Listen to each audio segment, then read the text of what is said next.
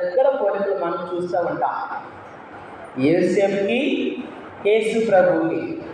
ఎలాగా? యోసేపు యొక్క జీవితం మనం చూసినట్లయితే, యోసేపు వారి కుటుంబంలో 12 మంది సహోదరులు ఉన్నారు. ఎంతమంది ఉన్నారు? 12 మంది ఉన్నారు.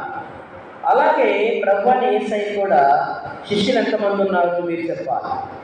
యేసు ప్రభు శిష్యులు ఎంతమంది ఉన్నారు చెప్పండి.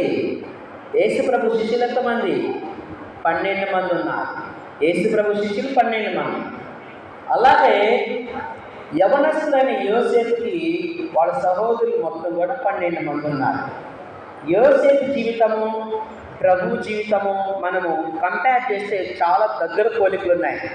ఎందుకు యోసేపు ఫలించడు కొమ్మలాగా ఉన్నాడు, ఎందుకు ఆశ్రదించబడ్డాడంటే, ఈ 2 జీవితాలు, ప్రభు జీవితము,